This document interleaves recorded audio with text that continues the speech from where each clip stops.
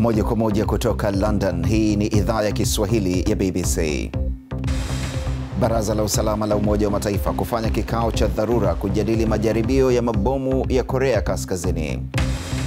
Wawakilishi wa madaktari nchini Kenya watupwa gerezani kwa kushindwa kusitisha mgomo wa muda mrefu.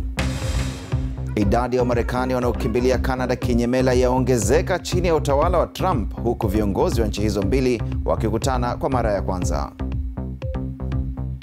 Katika michezo usiku huu, Manchester City wawanyatia vinara Chelsea. Watapunguza tofauti iliyopo kati yao usiku huu ikiwa watawafunga Bournemouth.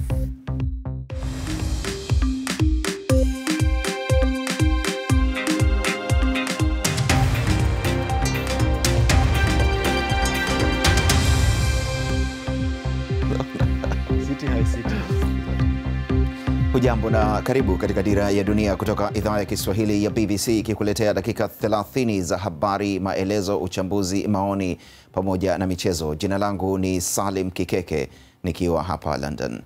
Mataifa ya Marekani, Japan na Korea Kusini yamesisitiza ufanyike mkutano wa dharura wa Baraza la Usalama la Umoja wa Mataifa ili kuzungumzia juu ya kitendo cha Korea Kaskazini kufanya majaribio ya kombora lake la hivi karibuni kabisa. Korea Kaskazini imeelezea kwamba kombora hilo lina uwezo wa kubeba bomu la nyuklia na kombora lina injini inayotumia nishati na kwamba hiyo ina uwezo wa kwenda masafa marefu zaidi. Alex Muridhi ana maelezo zaidi. Huku majaribio ya makombora ya Korea Kaskazini yakiendelea kuwa ni mambo ya kawaida, wataalamu wanaamini kwamba kombora ambalo lilizinduliwa siku ya Jumapili ni hatua kubwa kwa serikali ya Pyongyang na ni kombora aina mpya kabisa. Uwezo wa kutumia nishati ni hatua ambayo italiwezesha kombora kuvuka bara hadi bara, na hatua kwa hatua inakaribia uwezo wa kushambulia Marekani, na ni jambo ambalo pia linaitia wasiwasi Korea Kusini. Huku Korea ya Kaskazini ikizungumzia majaribio ya silaha za nyuklia, uwezo wa kushambulia kutoka juu zaidi, majaribio ya injini mpya, hili tunaeleza kwamba itaendelea kuchokoza na pasipo kukata tamaa nia yake ya kuwa na silaha za nyuklia. Korea Kusini, Marekani na Japan wametaka mkutano wa dharura wa Baraza la Usalama la Umoja wa Mataifa kufanyika. Wanataka vikwazo vya kiuchumi vilivyopo pia dhidi ya Korea Kaskazini kutekelezwa kikamilifu. Ni wazi kwamba Uchina imekiuka mwito wa mwaka jana uliokuwepo katika azimio. Kwa hiyo Uchina ndiyo inayoikinga Korea Kaskazini na kuiruhusu kupata vifaa vya kuendeleza mipango hii. Kwa hiyo inafaa kuwa wakali kupitia Umoja wa Mataifa. Donald Trump alirudi katika ikulu ya White House baada ya kucheza golf na waziri mkuu wa Japan. Lakini ikiwa anataka kuiwekea shinikizo zaidi Pyongyang, lazima ayashawishi mataifa ya Uchina na Urusi kushirikiana naye. Alex Mureithi, BBC. Namna sasa tuungane na Ali Atas, mwandishi wa habari mwandamizi akiwa nchini Japan, mjini Tokyo, kuzungumzia swala hili. Ali, kuna wasiwasi sana Japan hivi sasa, sio? Naam, kwa kweli kuna wasiwasi na tena mwingi. Lakini hii si mara ya kwanza kwa Korea Kaskazini kufanya hivi. Kwa nini wanakuwa na mashaka sasa? Kwanza nafikiri turudie ule wakati ambapo kombora hili limefanyiwa majaribio. Utaona kwamba ni wakati nyeti kwa kweli, kwa sababu wakati huo Jumapili hapa Japani watu wakifurahia kwamba waziri wao mkuu amepokelewa vyema kabisa na rais mpya wa Marekani, wakila chakula cha jioni. Mara papo hapo watu wanasikia kwamba kumekuwa na jaribio la kutishia kabisa la makombora ambayo kama taarifa zenu zilivyosema yanasonga mbele kimaendeleo katika kulifanya kombora la Korea Kusini kuwa na ukali zaidi katika kusafiri kwa masafa marefu zaidi na vile vile nguvu zake. Kwa hivyo kwa kweli ni tishio kubwa. Lakini kama tulivyosema hapo Atas, kwamba hii si mara ya kwanza, na mataifa haya sasa yameitisha kuwepo na kikao cha dharura cha Baraza la Usalama la Umoja wa Mataifa. Unadhani kitasaidia kubadili msimamo wa Korea Kaskazini? Nadhani hapa inategemea Urusi na China tu. Wao kwa kweli ndio wenye shinikizo kubwa zaidi dhidi ya Korea ya Kaskazini. Marekani na Japani na hata nchi nyinginezo pamoja na Jumuiya ya Madola sidhani zitakuwa na ushawishi mkubwa dhidi ya taifa hili. Naam. Na sasa tukirejea katika hali ya hapo Japan yenyewe, kama walivyosema siku ya Jumapili hiyo, wananchi mitaani wanakuwa wanasemaje? Wana wasiwasi kwamba linaweza likadondoka wakati wote? Kwa kweli tokea hapo jana kombora alipodondoka, yani ni kama ile raha watu waliokuwa wanaanza kuiona. Waziri mkuu wao alikuwa amekwenda Marekani, kapokelewa kwa marefu na mapana, hata watu wamecheza mchezo wa gofu na kadhalika, kinyume na mapokezi kwa mfano ya hivi karibuni ya waziri mkuu wa Uingereza. Kwa hivyo sasa ile raha ilichachuka baada ya kombora hilo kufanyiwa majaribio. Kwa hivyo watu wanaona hatari kubwa kwa kweli. Asante sana, nashukuru sana kuweza kuzungumza nasi. Najua ni usiku sana huko mashariki ya mbali, lakini nashukuru kwa muda wako. Ukitaka maelezo zaidi kuhusiana na taarifa hii unaweza kupata moja kwa moja kupitia simu yako ya mkononi mzozo huo wa Korea Kaskazini na makombora yake kupitia bbcswahili.com katika tovuti yetu hiyo. Na sasa tuangazie taarifa nyingine zinazogonga vichwa mbalimbali vya habari duniani kwa wakati huu. Muongoza watalii nchini Tanzania aliyekamatwa wiki iliyopita kwa kukosea ukalimani maneno ya mtalii amefikishwa mahakamani leo. Simon Sirikwa, mfanyakazi katika mbuga ya wanyama ya Serengeti, aliweka video mtandaoni na kisha kusambaa kwenye mitandao ya kijamii. Ndani ya video hiyo ametafsiri mtalii akisema Watanzania waache kulalamika kuhusu njaa, lakini kwa tafsiri sahihi ya mtalii huyo alisema Watanzania ni watu wema. Sirikwa alikuwa akifanyia mzaha matamshi ya Rais wa Tanzania John Magufuli kuhusu njaa. Ameshtakiwa kwa sheria ya makosa ya mtandao kwa kuichafua taswira ya nchi. Madaktari nchini India wameanza kumtibu mwanamke raia wa Misri aliyeelezwa kuwa ana uzito mkubwa kuliko wote duniani kwa matumaini ya kuokoa maisha yake. Eman Ahmed Abd El Ati ana uzito wa kilo 500 hivi. Hali yake iliyoanzia utotoni ilimfanya ashindwe kutembea. Alifika India siku ya Jumamosi, hajawahi kutoka nyumbani kwake kwa miaka 20. Majaribio ya awali ya kupunguza uzito wake yalishindikana. Wiki ya maombi imeanza makanisani na misikitini nchini Nigeria kumwombea Rais Muhammadu Buhari aliyeko London kwa matibabu. Haijaelezwa anatibiwa maradhi gani. Uvumi umesambaa Nigeria kuhusu afya ya Rais Buhari mwenye umri wa miaka 74. Aliongeza muda wa kusalia hapa Uingereza kwa ushauri wa daktari wake, lakini washauri wake wanasema anaendelea na vipimo. Mapema leo, Rais Trump amezungumza kwa simu na Rais Buhari.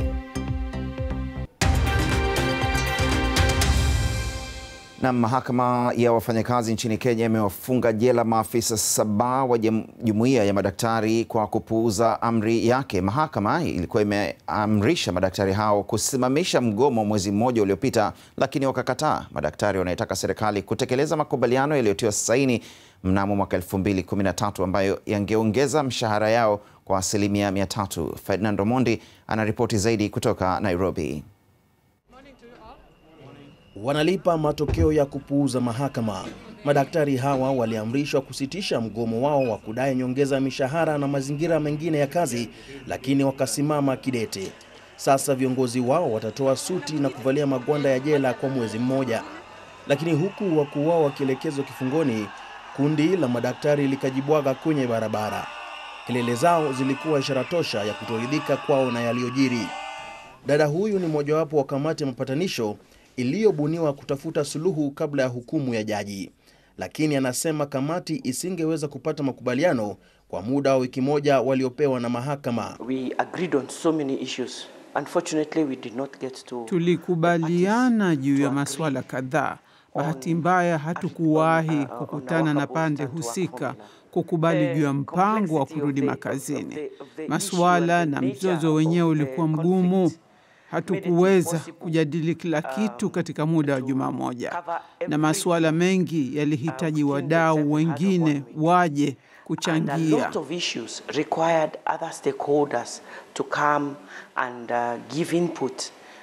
Aidha, anasema kamati iko tayari kuendeleza mazungumzo pindi tu pande zote mbili zitakuwa tayari kurejea mezani. Lakini kufunga jela madaktari kumehatarisha mazungumzo. Jaji alisema kwamba sharti mazungumzo yaendelee, lakini madaktari hapa nje wanasema kwamba hawatasema na yeyote hadi wenzao waachiliwe huru. Kwa zaidi ya miezi miwili, hospitali za umma nchini Kenya zimekuwa bila madaktari ambao wanasisitiza mkataba wa miaka 3 utekelezwe kikamilifu.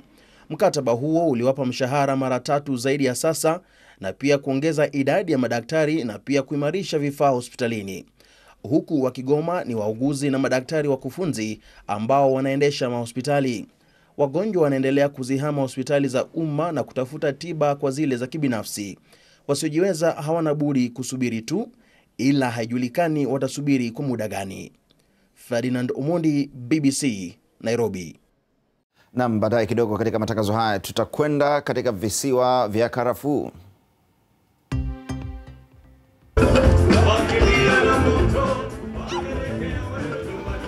Naam, tutamulika tamasha hili la Sauti za Busara lililomalizika mwishoni mwa wiki hii huko Zanzibar. Hii ni idhaa ya Kiswahili ya BBC London.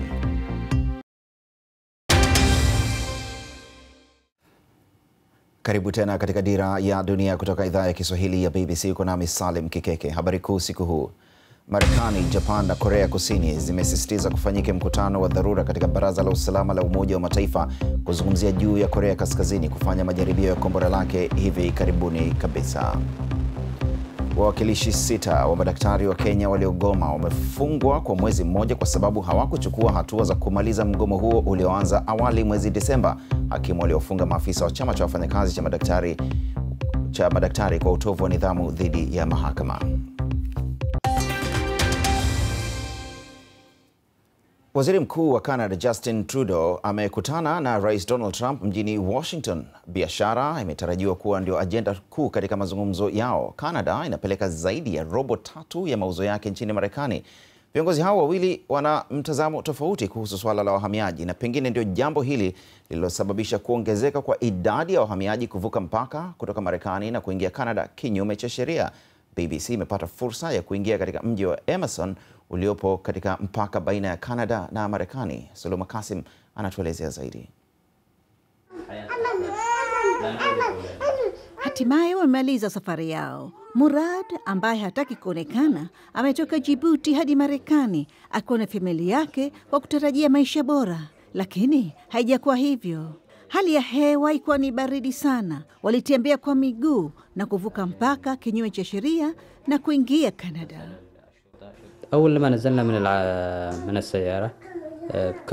Ilikuwa giza sana. Gari lilituacha hapo na hatukuwa na budi ila kutembea kwa miguu. Tukipita tukianguka kwenye theluji iliyokuwa nyingi sana, huku tukiwa na mifuko yetu na watoto wetu. Hali ilikuwa ngumu sana kwa watoto wetu. Murad na familia yake walisili hapa pamoja na kundi hili ambalo pia limeingia hapa kinyume cha sheria. Wengi wao wanatokea Djibouti, Somalia, Ethiopia na Ghana. Kwanza wasili hapa Emerson, mji mdogo ulio mpakani ambao wanaishi watu 700 tu. Lakini hivi karibuni idadi ya waomba hifadhi wakitokea Marekani imeongezeka sana. Tofauti na hatua kali za Donald Trump kuhusu wahamiaji, msimamo wa Canada umekuwa ni kuwakaribisha. Mwaka jana pekee, Canada imewapokea wakimbizi zaidi ya 35,000. Sera yao hii imewapa moyo wale waliokuwa hawana matumaini nchini Marekani na kutafuta kwengineko. Saloma Kasim, BBC. Naam, ni malengo ya mwaka 2030, mpango wa Saudi Arabia kupunguza utegemezi wake kwa mapato ya mafuta ambayo yamepungua kwa miaka ya hivi karibuni. Serikali sasa inajaribu kukuza kampuni za kibinafsi kupitia miradi ya miundombinu na pole kubadilisha sheria za kidini, kwa mfano kupiga marufuku tamasha na filamu. Esther Kahumbi anatuarifu zaidi. Wanamuita msanii wa Waarabu. Mohamed Abdu ameruhusiwa kutumbuiza moja kwa moja katika nchi yake kwa mara ya kwanza. Ni tamasha la kwanza katika msururu uliopangwa na wizara mpya iliyotukwa jukumu la kuleta raha katika ufalme huu ambao bado una misimamo mikali, hatua moja baada ya nyingine. Lakini angalia umati, wote ni wanaume. Baadhi ya Wasaudi hawataki wanawake katika tamasha za aina hii. Imezidi, sio bora kwa taifa, anasema. Kuparamia vichuguni mojawapo ya michezo inayowafurahisha wengi wakati wa wikendi. Lakini pia hapa hautawaona wanawake wa Kisaudi. Katika taifa hili changa, thuluthi mbili za wananchi wana umri chini ya 30 na maisha ya Dubai au London imewavutia wengi. Sasa watawala wao wanafanya bidii kuwahimiza kutumia wakati na pesa zao nyumbani. Tunabadilika haraka, lakini kwanza tunahitaji wanawake waanze kuendesha magari na pia tunahitaji vyumba vya kutizama sinema. Upepo wa mabadiliko ulianza kuvuma kutoka hapa, eneo lenye kiwango kikubwa zaidi cha mafuta. Wala hakuna sekta nyingine inayoleta fedha zaidi kwa ufalme huu. 90% ya mapato ni kutoka hapa. Lakini bei ya chini ya mafuta kote duniani ilipunguza mapato hayo kwa nusu. Msemo wa zamani kwamba hakuna mapato bila kuhangaika ni kweli pia hapa. Na mahangaiko hayo yatawahamasisha watu kufanya mambo mapya ambayo hawajazoea. Na huu ndio mradi mkubwa zaidi wa usafiri duniani, kubadilisha maisha ya watu na kubuni nafasi za kazi, baadhi kwa wanawake. Tunafanya kazi sawa na wao, mizigo tunabeba sawa, kila kitu ni sawa. Kwa ulimwengu nje ya nchi hiyo, Saudi Arabia inaonekana kama taifa lenye misimamo mikali, lakini bila shaka mambo yameanza kubadilika. Esther Kahumbi, BBC. Na katika habari za michezo usiku huu, baada ya kustaafu kurejea tena na kushinda, bondia huyu Manny Pacquiao amewaomba mashabiki wachague wenyewe apambane na nani katika pambano lijalo. Nimekuuliza swali hilo na nitasoma ujumbe wako hapo baadaye. Peter Musembi atakuwa na habari hiyo pamoja na nyingine kadhaa za michezo muda si mrefu kutoka sasa. Hii ni London.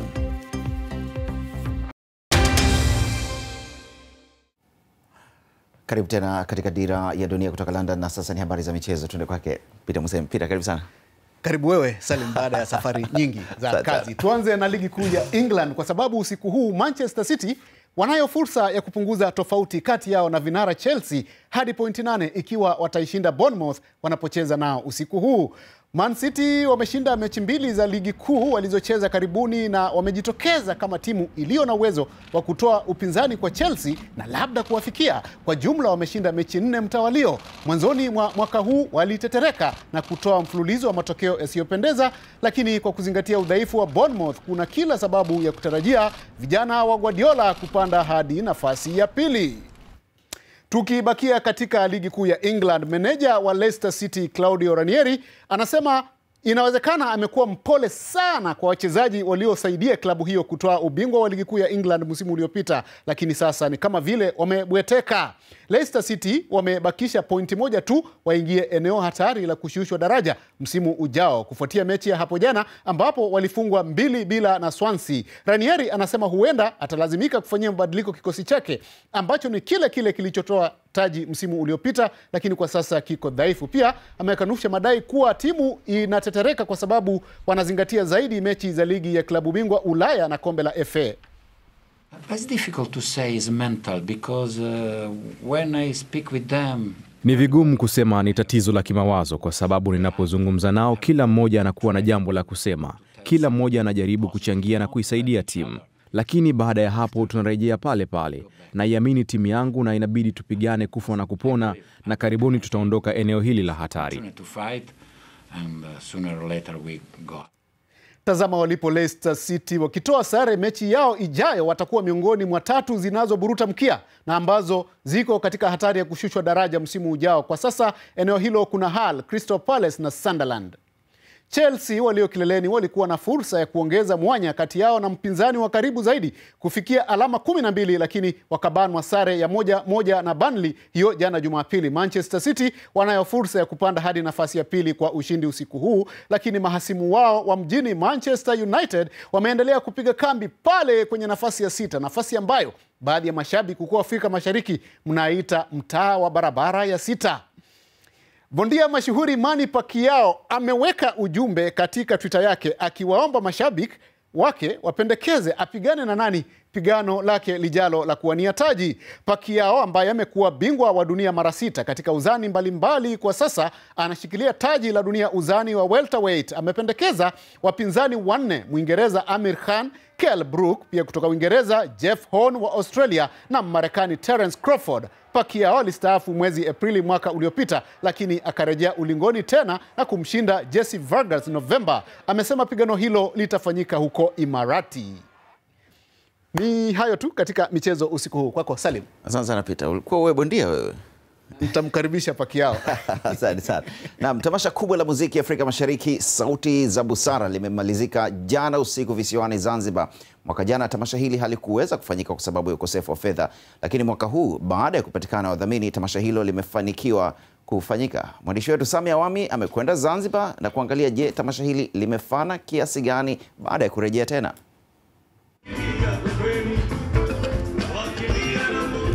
Ilikuwa ni kutikisa anga la Zanzibar kwa muziki wa Afrika.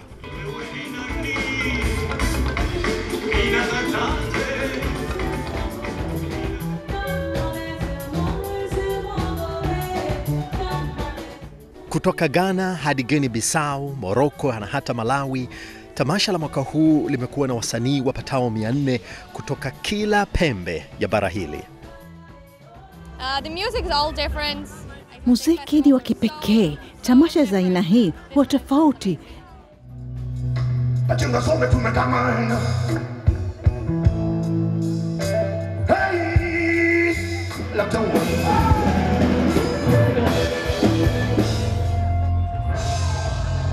Hii ndio hali ambayo imekuwepo hapa.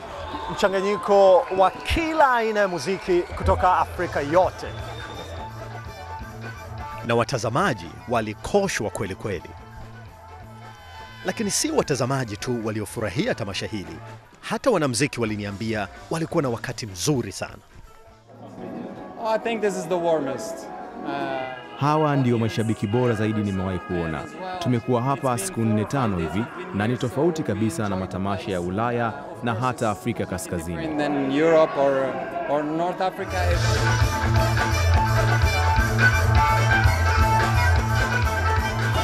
Lakini haikuwa kutikisa tu Zanzibar kwa muziki wa Kiafrika. Tamasha hili pia limeinua sana biashara hapa. Hoteli na migahawa ilikuwa inajaa na inasemekana kwamba tamasha hili limeingizia Zanzibar takriban dola milioni 70 za mapato tangu lianzishwe miaka 13 iliyopita. Ufadhili wa tamasha hili unategemea sana wahisani. Sasa hata kama limefanikiwa kurudi mwaka huu na watu wengi wanalifurahia kwa kweli, waandaaji wanasema kuna uhakika wa kupata fedha kwa miaka ijayo. Lakini wasanii na watazamaji wenyewe wao wana uhakika kwamba wangependa kurudi tena. Samia Awami, BBC, Zanzibar. Ngome kongwe hapo. Nilikuuliza ungependa paki yao pambane na nani. Jafari Kopo, asante sana umeniandikia hapa ukisema kwamba ungependa pambane na Jeff Om kwani viwango vyao vipo juu kwa sasa. Asante sana Jafari. Vile vile umeniandikia Henry Yotham, unashauri kwamba pambane na Amir Khan kwa sababu pambano litakuwa na ushindani mkubwa, na Ernest Karata unasema azichape na Crawford ili nione kama atafuta uteja kwa Wamarekani. Asante sana kwa ujumbe wako huo. Naam, na mpaka hapo tumefika mwisho wa Dira ya Dunia usiku huu wa leo. Angeweza kupambana mimi ni Peter Musembe, tukutane kesho sana wakati kama huu. Mimi ni Salim Kikeke na watakieni usiku mwema. Alamsiki. Mani paki yao wanaweza kuja kwangu tu. Cut.